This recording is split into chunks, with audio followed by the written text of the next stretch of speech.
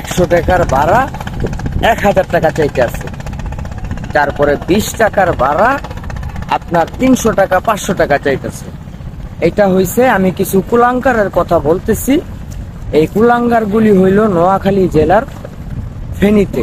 ওইখানে আপনারা জানেন যে ইতিমধ্যেই যে নোয়াখালী জেলায় ফেনী যেই এলাকাটা, ওইখানে খুব ভয়াবহ বন্যা চলতেছে।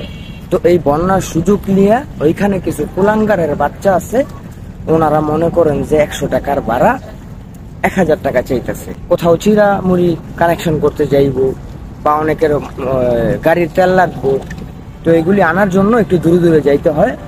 তো এই কারণে আর কি কিছু কুলাঙ্গার আছে, গাড়ির ড্রাইভার, রিক্সাওয়ালাও বলতে পারেন, আমি সব রিক্সাওয়ালাদের বলতেছি না, কিছু কুলাঙ্গার আছে। আমি দেখলাম যে কুলাঙ্গারটা হইলো সিএনজি ড্রাইভার।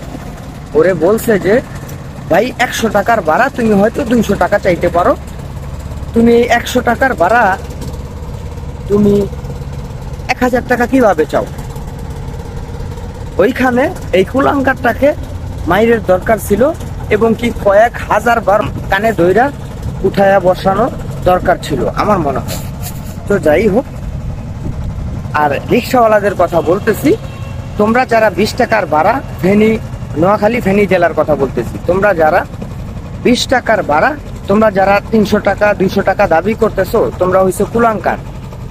তোমাদের ফেনী জেলার নোয়াখালী যেই সমস্যাটা চলতেছে বর্তমানে বন্যায়, এই মানুষগুলাকে ঢাকা শহরের থেকে সেলিব্রিটিরা, তারপরে সাধারণ মানুষ, তারপরে গণমাধ্যমের মানুষ, তারপরে ছাত্ররা, তারপরে সেনাবাহিনীরা, তারপরে হাফিজ মাওলানারা, বিভিন্ন সংগঠনের মানুষ যায়া ওইখানে তোমাদের দেশের মানুষদেরকে গেল উদ্ধার করার জন্য, তোমরা যাতে সমস্যায়, তোমরা যে সমস্যাটা আছে তোমাদের সমস্যা সমাধান করার জন্য এবং কি তোমাদেরকে হেল্প করার জন্য।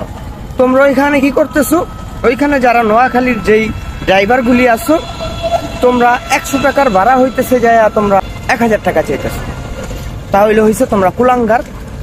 তারপরে হইছে যে 20 টাকার ভাড়া তোমরা 200 টাকা 300 টাকা চাইতেছো রিক্সাওয়ালারা, তাইলে হইছে তোমরা কুলাঙ্গার। এই তোমাদের বিষয় আসলেই খুব খারাপ লাগছে। তোমাদের এই বিষয়টা শুই না, খুব ন্যাক্কারজনক একটা ঘটনা আমার কাছে মনে হয়, খুব খারাপ লাগছে বিষয়টা। তাই এই খারাপ লাগার থেকে আমি প্রতিবাদ করলাম বিষয়টা।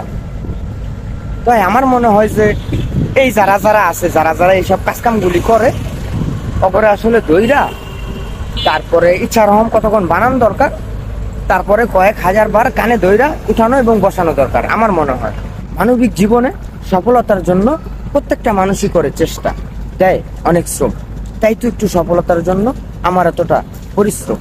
মৃত্যু খুব নিকটে, তাই আসুন মৃত্যুর কথা স্মরণ করি, আসুন সবাই মিলে নামাজ পড়ি, হিংসামুক্ত সমাজ গড়ি। আপনাদের একটু ভালোবাসা পেলে হয়তো এগিয়ে যেতে পারবো আরো অনেক দূরে।